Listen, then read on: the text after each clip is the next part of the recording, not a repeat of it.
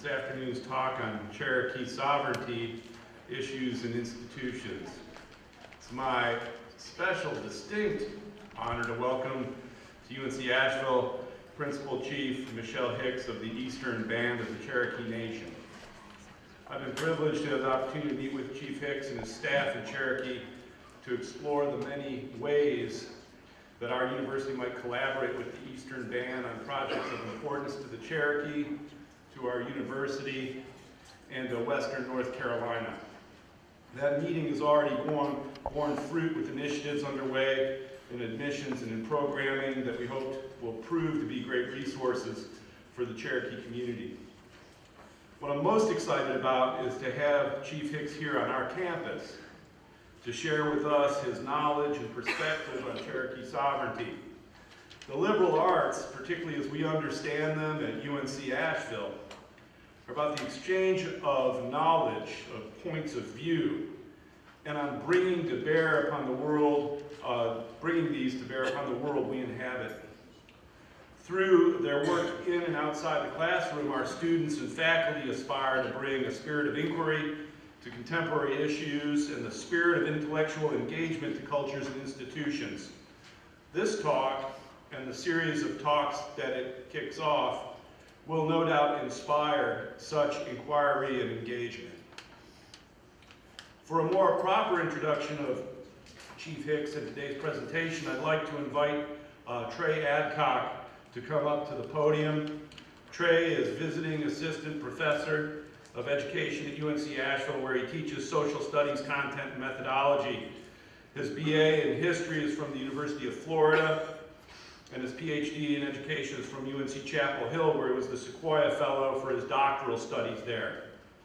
He is a citizen of the Cherokee Nation of Oklahoma.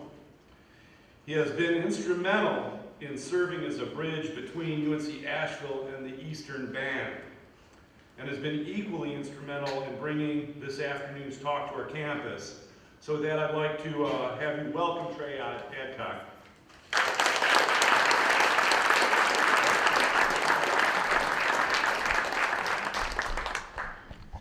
Shio Nagata. Hello, everyone. Hello. First off, I would like to recognize those people who helped put this together.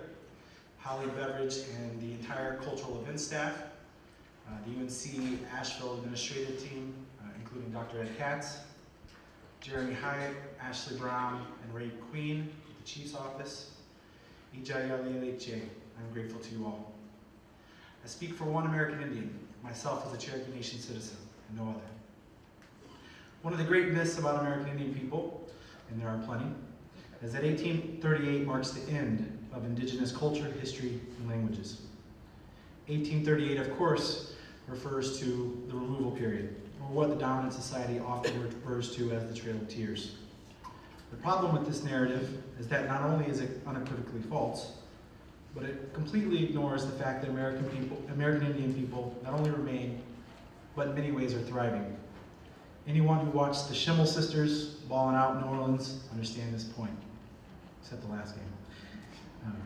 Unfortunately, the narrative that tribal culture ceased to exist post-1838 has been reproduced so often that it has become somewhat natural in the popular imagination. American Indian people, in this sense, have been relegated to historical artifacts, unable to participate fully in modern society.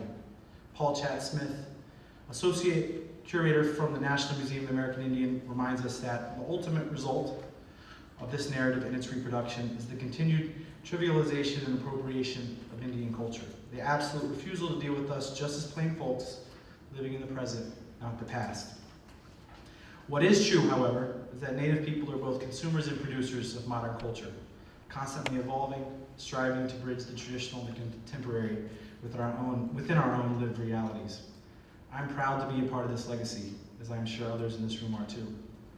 I am both humbled and honored that Principal Chief Hicks has agreed to talk on campus. Not only does he exemplify the ability of Native people to be capable leaders and deft problem solvers, he does so in a modern context, rife with modern issues and with all the complexity that entails. Underscoring this point is the issue of tribal sovereignty, the fundamental right of tribes to freely determine their political, social, and economic destinies.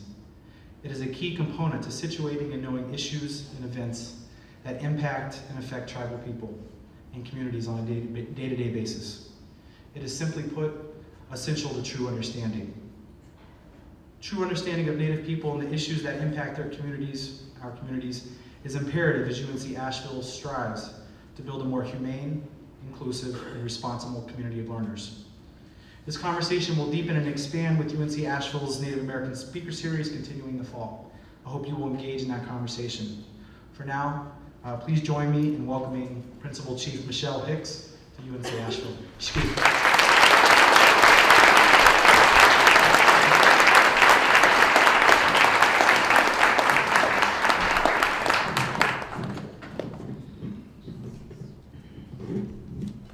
Thank you guys. I appreciate the welcome, and what a great crowd today, huh?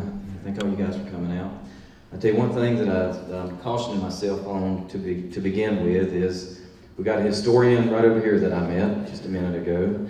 I got a CPA sitting right here in the middle, and I've got a lady from the media, so I'm going to be very precise with what I say and very careful.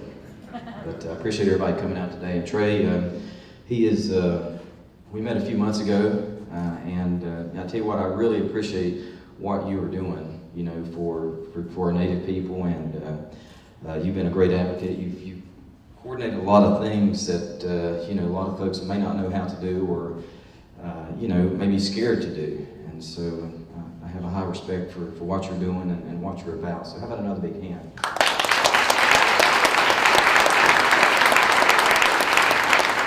Had a chance to meet your wife. Very nice to meet you. My name is Michelle Hicks, Principal Chief of the Eastern Band of the Cherokee Nation.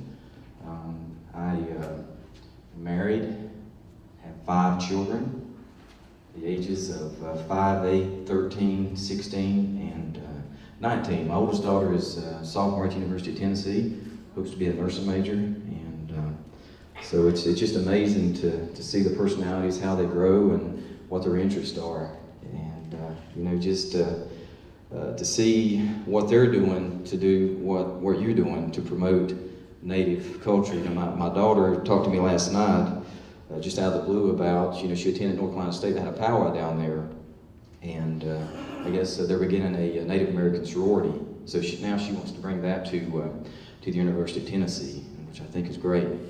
Let's see, I met somebody earlier that my niece graduated from Wake Forest University. There you are over there, and she was involved in the beginning of the first Native American Association at Wake Forest University. And previously, I don't know if you know this, but one of the chancellors of Wake Forest was a member of the Cherokee Nation. Did you know that? Yeah. Did you know that? Yeah, sure enough. That was back, I think, in the 70s, maybe, early 80s. But he was there for about 10 or 12 years. So I'm in my 3rd term as Principal Chief. I serve a 4-year term. It's nonpartisan politics. However, those of you that have been involved in any tribal politics will understand that it's the most brutal politics that you'll ever deal with. And so, you know, I stand here proud to represent the Eastern Band, but also knowing that, you know, to get to this status, I mean, it's real tough politically. How many of you come from a small community? Yeah, a lot of families that represent a small community. So most time, folks know a little bit about, you know, or I should say a lot about everything that you do or say or whatever. So it's no different from Cherokee. I mean, we're a close-knit community, and you know, we're there to you know, take care of each other. I'm a CPA by trade. I practiced for 6 years. I worked with a firm out of New York City from 90 to 96. And so I spent a lot of time traveling. New York, Boston, you know, Greensboro, Fayetteville, North Carolina. I was an auditor. We focused on the apparel industry, focused on not-for-profits, and I was fortunate to be able to be the auditor for my own tribe. And you know, coming into this capacity, prior to that, I spent 8 years after my CPA experience as the director of finance for the tribe. So I've been involved in a lot of the major decisions. And how many have been to Cherokee? How many have been to Cherokee 20 years ago? Changed a lot, huh? Yeah, we've got a lot of initiatives, and as Trey pointed out, part of being a sovereign nation, making your own decisions, and really seeking what Ronald Reagan created back in the 80s was a term called self-determination. And so self-determination, from my definition, is basically, chief and council, you have a responsibility. You have a responsibility to a people of 15,000 members.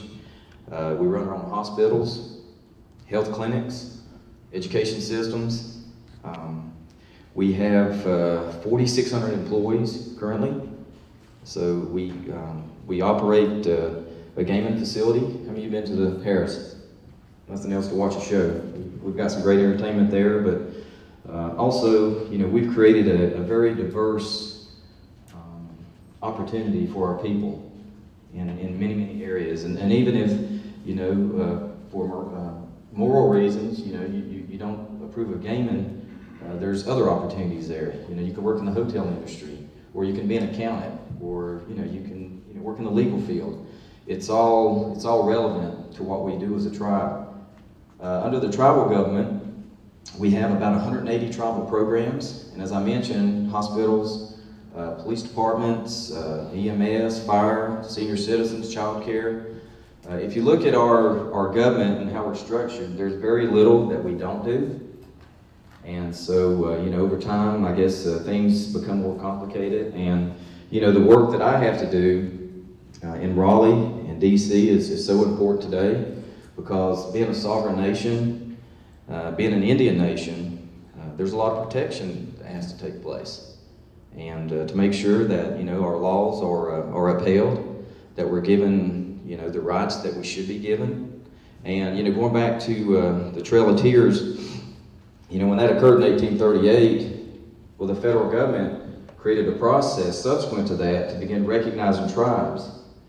And so the Cherokees, if you will, were officially recognized from a federal perspective in 1868. So we were an official tribe, if you will, in 1868. You can laugh, I say that joke.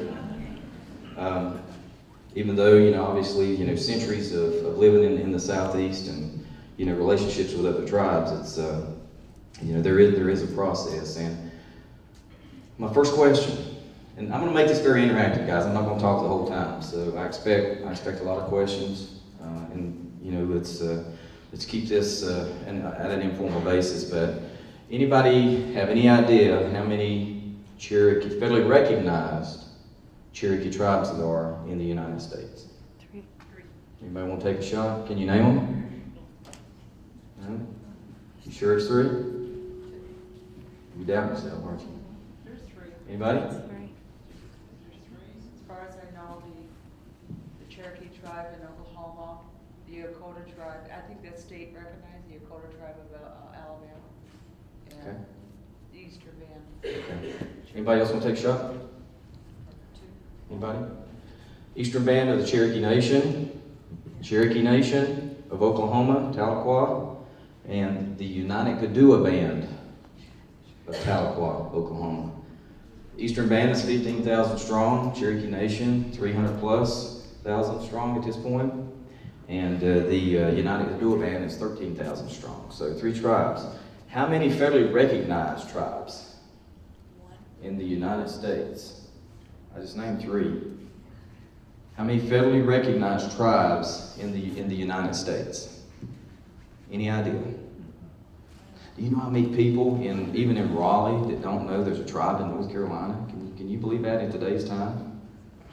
I mean, seriously, I meet folks all the time that don't realize how many tribes still exist. And as Trey pointed out earlier, we have survived, and our history has not always, looked so pretty.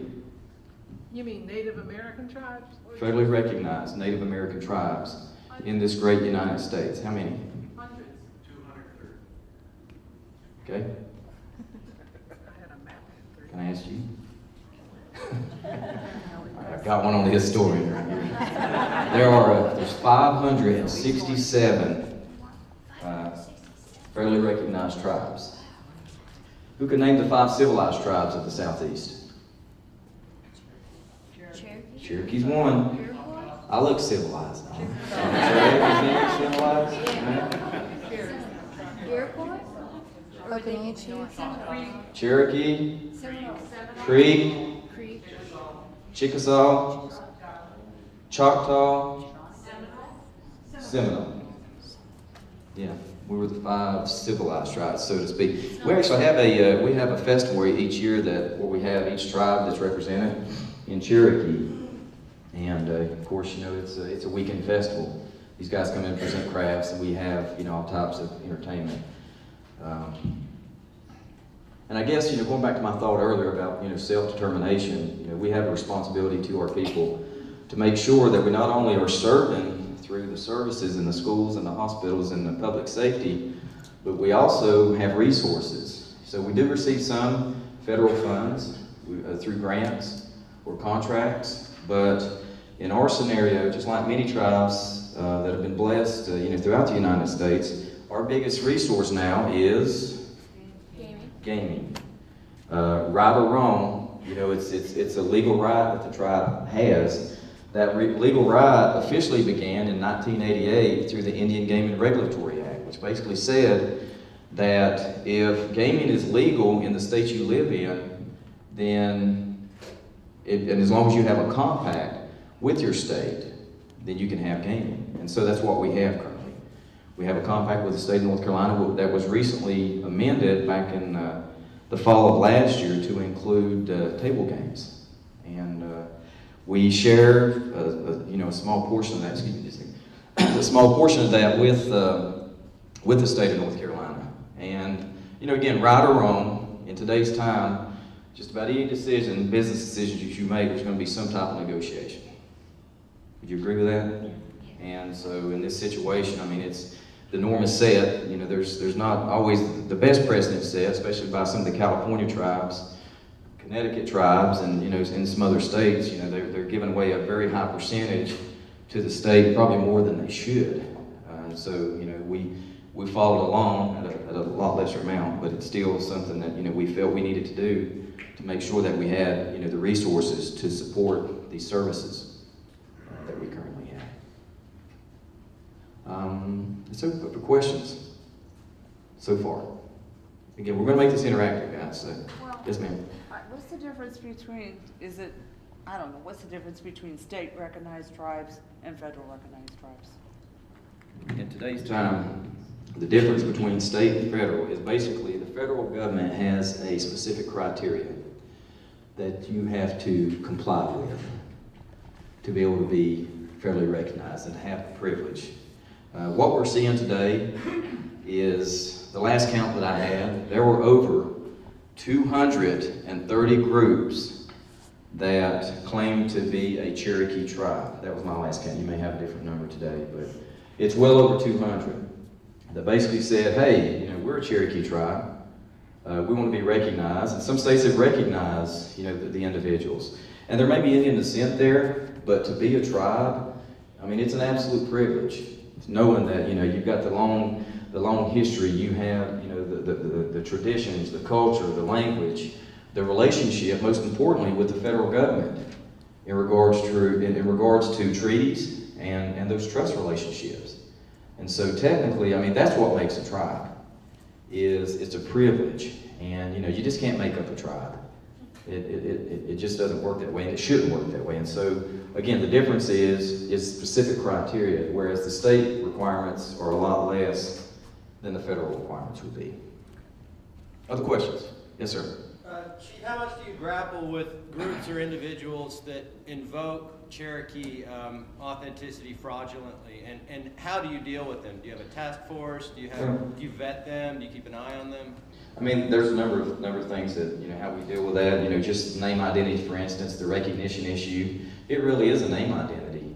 And, so we have a full-time legal staff that really keeps, the ear to the ground. We have full-time lobbying staff that keep their ear to the ground in regards to these type issues. And so, there's a battle every day, if you will, related to, protecting who we are as sovereign nations. And, there's, unfortunately, state and federal politicians that also don't understand and or respect sovereignty. And so there's taxation issues that may come into play. I mean, you know, recently we're dealing with issues with the IRS to where we provide benefits, maybe child care, maybe senior services. Am I moving around too much for you?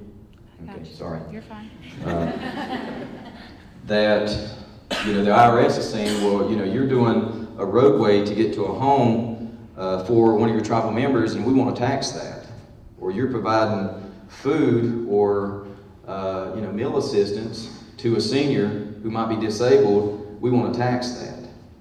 And so, again, as an example of, you know, how that's being addressed, I mean, we're in a protection mode all the time. You know, I spend my share of time in Raleigh and DC with, you know, with these particular issues. So it's tough.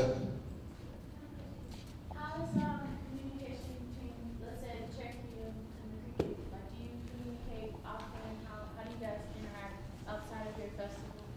There's a number of associations. The two biggest associations that we're members of is United South and Eastern Tribes, which is 25 tribes east of the Mississippi. In addition to, there's an organization called National Congress of American Indians, and there's over 300 membership in the National Congress, and so there's a lot of coordination between the tribes on joint issues, maybe around domestic violence, or, you know, it may be an issue with forestry, and so there's a lot of commonalities. I was just, one of the things I love to do is go visit other tribes. I was just down in Louisiana, and get this, the Alabama Coshada tribe of Louisiana. Explain that one to me. Alabama. Coshada tribe of, now there's also an Alabama Coshada tribe of Texas. Is there one in Alabama? Pardon? Is there one in Alabama? No. It goes along with, you know, when the Cherokees were forced west, so were many of the other tribes. You know, they were forced to, they landed, you know, wherever they landed. And so, again, it's, you know, go figure, right? How that makes sense. But, you know, again, they survived, they're thriving, and, you know, doing well today. Other questions? Do you share profits from your gaming institutions with every recognized member of the Eastern Cherokee Nation? 50% of the profits are sent out in a biannual distribution to the tribal membership. The other 50% supports tribal government. That's great. Again, you know, all the related 180 programs that I mentioned earlier, hospitals, or the education, etc. So yes, ma'am, we do share those profits. And, you know, debatable in regards to how we operate. You know, was that the proper strategy when it was initially set up? Again, that's debatable in regards to the debt you have to incur, you know, the other operating expenses of creating the revenues. So that's not always been an easy issue, but, you know, we're blessed with what we have, and you know, most everybody appreciates it. Other questions? Yes? I kind of want to know more about Cherokee schools. Cherokee schools, okay. How do you keep culture in the classroom? How do you prepare them? We have, within the school systems themselves, I mean, we have to comply with North Carolina standards, but we also have other culture and history classes. And so, you know, even in the public schools, we've added resources to include teachers for culture and history. And so we make a lot of efforts to make sure it is included. And in addition to, has anybody been to Cherokee to the Language Academy, the Gadua Language Academy? Impressive, huh? We currently have 60 students that are in the Cherokee Language Academy, where Cherokee is the first language. We started 9 years ago, so we're getting ready to start our 4th grade class. And if you haven't been there and you want to go, just, you know, maybe get with Trey, and we can arrange a visit. But if you're in education, you need to come visit, because it's impressive. To watch these little kids communicate with each other and their teachers, and they come to my office the other day, and I mean, it's just amazing to watch their interaction with each other. You can point out things, etc. But that's been something that has been a high priority for myself and for the tribe. And if you think about it, how in the world can any nation lose a language? How can it happen? But those of you that maybe have done some historical research, especially with the Cherokees, and again, even other native tribes, there was a concept back in the 1800s called boarding schools. And what they did, the goal of the federal government at that time, believe it or not, was basically to wash the Indian out of the Indian, right? Everybody needs to conform to what everybody else is, regardless of what that was. And so when these young folks went to school, and they were plucked from their home, they weren't asked, they were just taken from their homes, sent to boarding schools, and at boarding schools, you couldn't speak your language, culture was out, and you couldn't practice any traditions, or you were punished. And so think about it. Think about the trauma that a young child would undergo, and when they came back home, as they become an adult, again, just think about this scenario. How many of you would have come back and taught the language to your children? The percentage was pretty low. And so if you look at that scenario as to how, why did it happen? Well, that's a pretty doggone good reason. I mean, the federal government was almost successful. But again, Native people are survivors. We adapt, we survive, and we move on. And so, I'm proud to be Cherokee. How many of you have Cherokee descent? Other questions? Yes? You could wave a magic wand to fix something within the tribe. What would you do? I think the biggest issue that we face today as Native peoples, I think, is just our health and diabetes. Unfortunately, 22% of our membership is in some phase of being a diabetic. It runs in my family. I'm not a diabetic, but I do have high blood pressure, which unfortunately leads to bad things. And have you guys seen some of the commercials that we've done, the health commercials? Hopefully you have. I've received so many comments about those, and it's been motivating to people. It's motivating to me. I'm a runner, and try to stay in decent shape. The older you get, the harder it is. Lord willing, I'll be 40. I'll be 49 this year, but again, it's just something that I think is probably the biggest issue that we deal with is a sound body and a sound mind leads to a lot of good things. Would you agree? I mean, that means you're going to be educated, that means you're motivated, and if you're in the workforce, you're going to be productive. And so, that's our goal, is to make sure that we've got a healthy workforce. How are you combating those issues? So what are some of the health initiatives that you're doing? Well, we have a number of clinics. We have a diabetic clinic, which has about 1,600 patients. We have a wound care facility, which helps, and believe it or not, has saved a lot of lives and limbs. And and our hospital is very interactive with our patients. And so, again, we've come a long way. But it's a matter of, keeping those resources out in front of the need. And, to think about it, and, I'm not going to degrade, our federal government or our state government, but I think that in a lot of ways, if they took the example that a lot of Native peoples do and Native governments, that this would be a better place. I mean, you care more for the people rather than the doggone dollar of how I'm going to run my next election. And I know that, I get frustrated with it, with that particular process. I mean, but it is what it is at this time. But, it's about taking care of people and to make sure they're healthy and to make sure that, our people are being educated. And maybe that probably will change sometime in the future. I hope it does. Other thoughts? Yes, let me get this young man over here. What's the religious environment like in Cherokee? That's really interesting. We have about 40 churches of various denominations on the Koala boundary. And if you look, and maybe you can help with this, but if you look across, Native countries, it really depends on whether it was a Catholic or a Baptist or a Methodist, where these folks landed when they came to America. And you'll see the influence across, you know, I know, you know, you guys are pretty diverse out in Oklahoma also, but, you know, probably a Baptist or Methodist influence.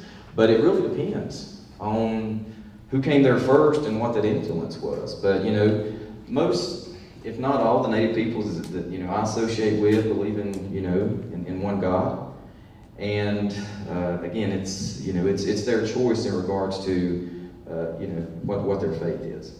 But, you know, it's very diversified, very diversified.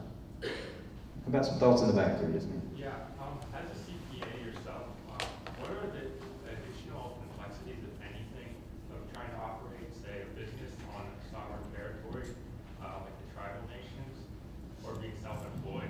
You mentioned some issues with the IRS and other things, so. I think, you know, really a lot of the same law applies. It's just simply we have an opportunity to do some things a little bit differently than a business would outside the trust lands or off the reservation, so to speak. You know, we can provide tax incentives. We can, you know, there's some employment credits that can apply in different situations. So we have a little more flexibility, but in general, most of the IRS provisions will apply on boundary versus off boundary. The thing that we do have an advantage is with our investments. Our investments are non-taxable, and so, you know, that provision helps us to grow them quicker than the norm. That makes sense? Are you a CPA? Or you're achieving that? No? No? I just wonder about general wealth creation, business, entrepreneurship on the tribe. Okay. I was a business management major coming out. I started at UNC Chapel Hill. Yay? Tar Heels. Woo! Exactly. My claim to fame with my kids, of course they don't know any better, is I went to school with Michael Jordan. I didn't know him from Adam, but I went to school with him. I transferred back to Western Carolina University, graduated in 1987, and I was a business management major. I kind of changed during my tenure, 5-year plan, and when I came to work for the tribe back in 1987, I got through into the accounting and finance arena, and I started hanging with the, you know, CPAs, and I was like, you know, I think I'm going to like this. So went back to Southwestern Community College. Of course, you can't do that now because I think you have to have a 5-year degree in North Carolina. But was able to get my accounting hours and then go and sit for the exam, which I sit for the review course here in UNC Asheville a number of years ago, and so was able to get by the exam and, you know, been pretty successful since then. I do keep my license alive. You know, politics can be short-lived. I've been in 10 years now, but you don't ever know. So it's tough. Yes, ma'am. I want to know, because you're a sovereign nation, what's the relationship between what benefits the federal government provides to tribal members and the state, and how much you guys are on your own for taking care of?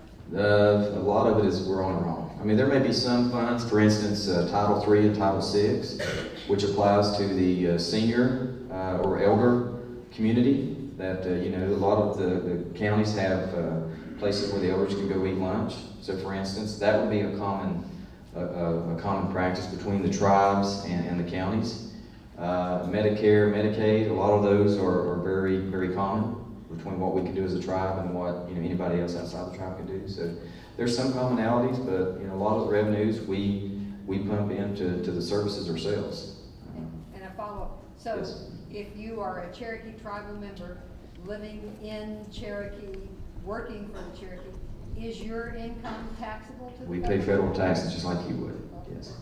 The only difference is if you work and reside on the boundary, or again, the reservation, then you would be exempt from state taxes. But you have to work and reside. And, you know, so obviously a lot of people take advantage of that. So, yes. My sister is in 5th grade, and I remember last year, that's the year when students learn about North Carolina history. Okay.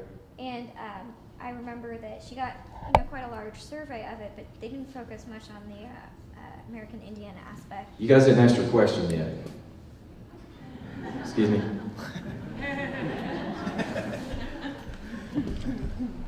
Go ahead, I'm sorry. Oh, I was interested in the whole education aspect. So does North Carolina mandate that you teach a certain North Carolina history curriculum in 4th grade, or do you get to alter that to things that are more We follow relevant? North Carolina curriculum standards, but the value that we add for culture and history is a lot higher than what you're going to find in North Carolina. Is it ever confusing to, you know, the young students that they learn this sort of like very westernized colonial view of North Carolina history, but is that hard for them?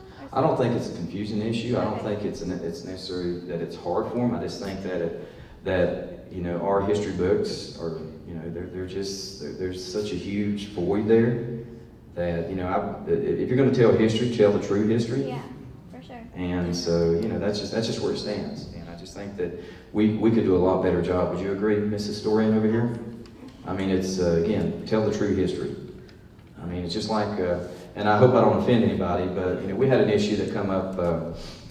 This was a few years ago, and there was some recognition of a gentleman that came through North Carolina and South Carolina and Eastern Tennessee, and his name was Rutherford.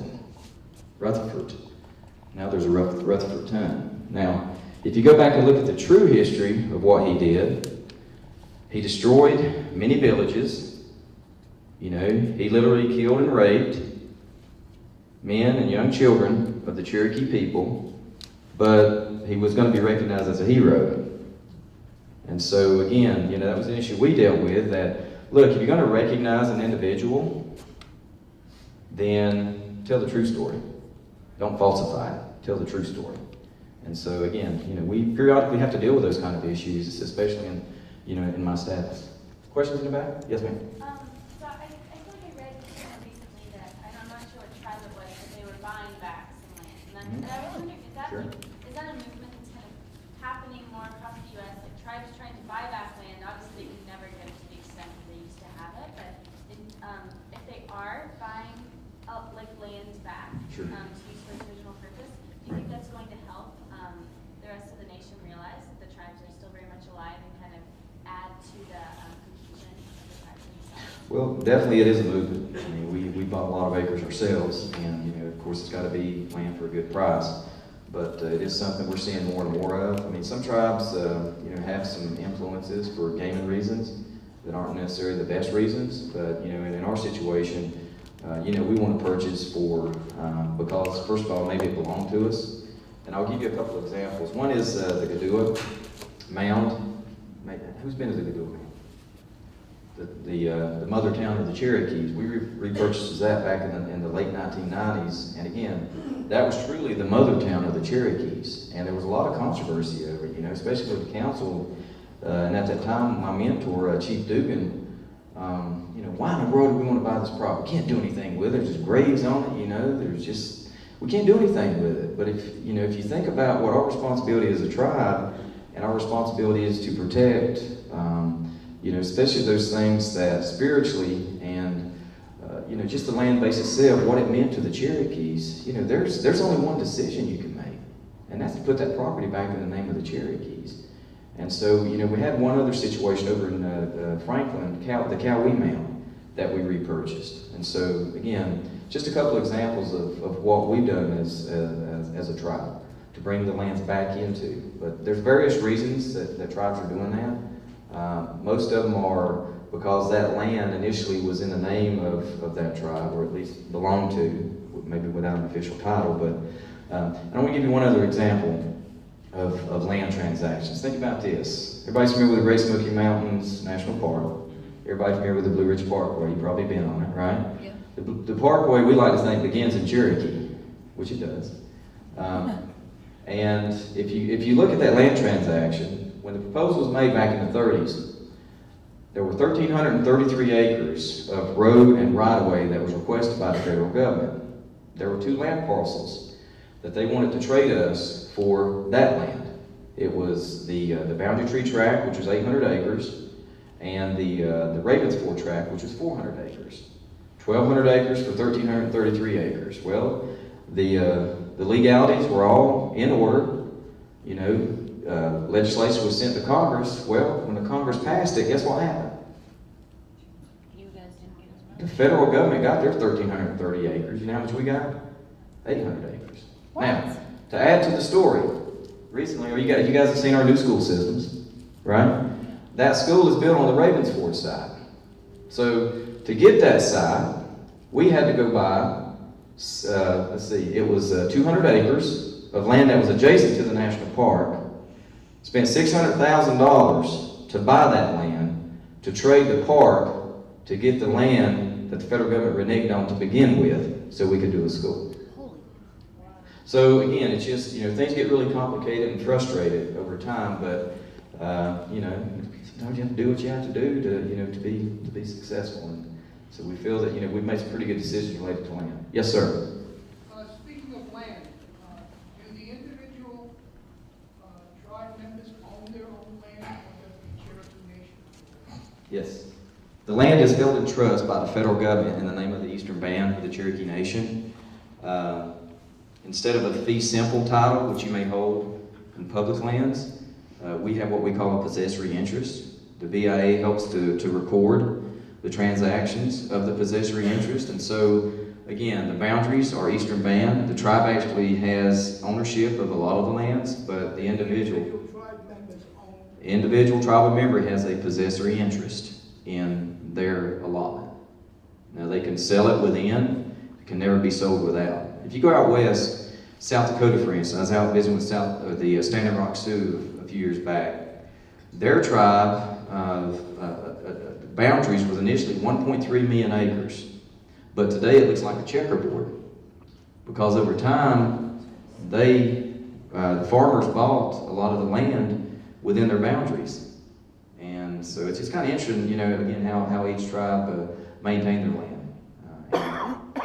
Yes, ma'am. What percentage Cherokee blood do you have to be recognized as a Cherokee, and how do you prove that? And if you marry in as a wife, yeah, do you have? It's 1/16. You have, obviously a non-member can live on the boundary. It's the member's choice as to whether they marry in or out of, a tribal member. But in regards to rights and privileges, direct benefits, no. I think a non-member of the tribe can actually go to the hospital. Obviously, there has to be a billing resource, but they can go to the hospital. And so there are some benefits, but not necessarily direct benefits. Yes, ma'am. Have you ever thought of bringing a language program to UNCA? I think you did one in Western where you taught classes. We actually have a relationship with Western where we have a professorship that goes out and does a lot of work out in school systems. Have you thought about bringing one here? Something we can talk about, yeah, with all the leadership thing. Put that on your tray. Put that on your list. Spiritual practices, how does that, is it left to the individual? It's an individual.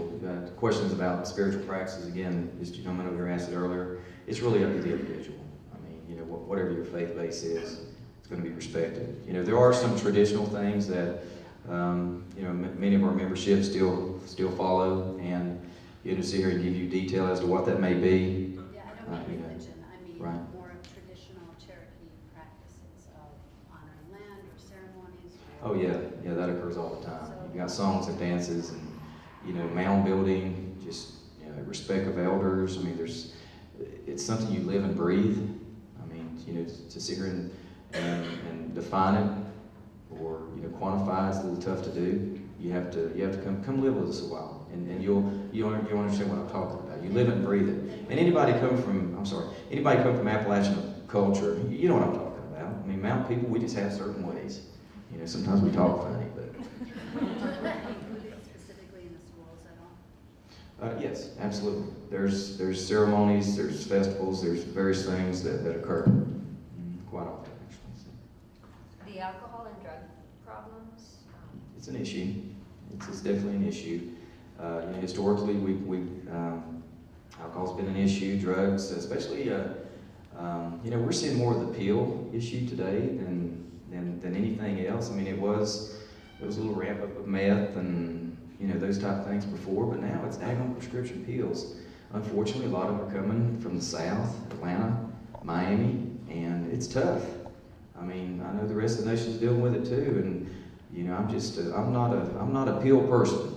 I like to try to heal myself within, but you know, sometimes I just don't, I don't understand, you know, that concept. And, you know, so I guess if you look at it historically, you know, what's put our nation in this state? I mean, there's a lot of stress, maybe financial stress or family stress, or maybe even the stress of living in that alcohol, drug-related situation. Because I'm seeing in my responsibility, you know, I probably do more social services than anything, but, you know, I just see a lot of issues related around drugs and alcohol. All right. Yes, ma'am. As far as employment, who is your number one employer? What further out in the reservation? We are. Like the whole, I mean, the casino or the The casino has currently 2,600 employees, and so we have 4,600 total. Tribal government is about 1,150. The hospital has about 200. The Cherokee Boys Club, which includes the school systems, has about 800. And so we have about 4,600 total. What would you like to teach the non-Cherokee world? You know, I tell my kids this, you know, when we're out and about, we do a lot of traveling, especially with basketball and stuff, is, you know, if you see somebody that's dressed different, or maybe somebody that has a marking on their forehead, or, you know, hair looks a little strange, you know, don't laugh at them. Maybe get to know them a little better, or their color's different. And you'll probably have more respect for them. And as Cherokee people, that's all I ask for. Just respect who we are, respect what we're about, and think about it. Why is this nation as great as it is? Diversity. Exactly. The value system in this country is great if we let it be great. Everybody's not going to fit in the same mold. Not going to happen. And so, good answer. We have a balanced budget. We cannot spend any more than we take in. You can clap on that if you want. I was fortunate enough to help write that legislation, and it's worked really well for us. It really has. I mean, we're not debt free, but we're in pretty good financial position. And so but in regards to the allocations, we don't do budget increases across the board. Don't believe in it. And here's the reason why, is you have to prioritize what the needs are. For instance, if you've got a senior citizens budget to where the seniors are thoroughly being taken care of, and you've got an education need or a health need for the current fiscal period, or you anticipate in future fiscal periods, then what should you do? Prioritize, right? And that's what we try to do as a tribe. You know, no system is perfect, believe me, I've seen many of them, but ours is pretty good. And so we do try to prioritize based on the need. And I'm sure here at the university, you guys hopefully do the same thing. Again, I know it's not easy. Balancing resources is always going to be tough. But, you know, the last 5 years has been tough times for a lot of people. Would you agree with that? Yes. But, you know, my perspective is I'm kind of glad we went through it. And the reason why, it makes us a different manager of the resources that we have, right? You know, it truly does. It kind of humbles us a little bit. And so, you know, that's my perspective. Yes, sir. On culture, I lived in Oklahoma for several years, and Which even part? in Norman. Okay. So it's about 2 hours from the nation. But there was a big difference in the dialect I've noticed between there and here. Yeah. Are there any other major differences between culture between the locations? No, I mean, when you dialect, or maybe the language might be different, but when you deal with native peoples, I mean, we like to laugh. I mean, all the time we like to laugh. I mean, I'll laugh at you. I'm really not making fun of you. It's not that pink shirt you've got on, I promise.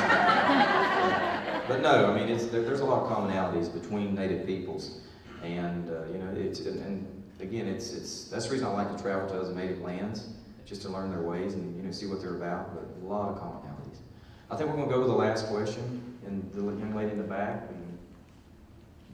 Yes. Can you speak to strategies for preserving food sovereignty and traditional seeds and plant knowledge? Yeah, we have a very good relationship with North Carolina Cooperative Extension. We actually have a seed program where we have an individual who, under a grant of the Cherokee Preservation Foundation, actually has helped us to not only bring back, but to help, you know, a certain seeds survive, whether it's beans or corn. You know, tomatoes. It's been a very very interesting as to how it's kind of evolved. One of the things that I've done, I'm not a farmer, but I'm a gardener, and I'm just kind of raised that way. But if you look at you know, our nation and our reliance on Food Line and Ingalls, and it's pretty scary. I mean, especially if there were some, you know, some difficult times. But one of the things that I'm very proud of, I started 9 years ago now. We're getting ready to hand them out again, but I started a garden kit program. Seeds, saplings, fertilizer, shovel, bucket, you know, whatever you need to garden. First year we handed out 350 garden kits. This year it's 750. And so, but the biggest, thank you. The biggest appreciation, I guess, for what we've accomplished is to see how many kids are involved, and to actually realize that tomatoes don't grow on a tree. I mean, it's just been great to see. Sir, one last question. Thank you. I'm curious, what are the 2 or 3 ongoing challenges to sovereignty that you deal with the most, and how do you deal with them? I think, again, health is the biggest issue that we deal with. Just protection of our sovereign rights, whether it's the court system, whether it's dealing with taxation issues, just simply the education of why are we still sovereigns. I was at a fundraiser one night, and there was a gentleman from India, I think it was, and you know, he was so serious. He's like, I want to know something. I'm like, yes sir, what do you need? Why do you want to be different? Well, because we're a tribe, and you know, we feel the federal government's got a trust responsibility. I mean, all this land used to be ours. We shared it, and there's a lot of blood on and you know, heartache on this land. But you know, we can all live in harmony. But again, going back to my thought earlier, the United States is diverse, and I think that's the way it should be, just for the value system.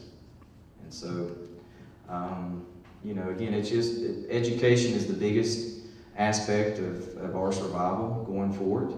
Is people have to be educated, and not just politicians, because some are going to listen, and some are just looking for that next dollar, as I said earlier. Unfortunately. That's where it's at. So thank you for the opportunity to speak today. I hope I've answered a lot of your questions, and again, I just like to keep things informal. And again, another big hand for our man here. Outstanding job. God bless. Thank you all for coming.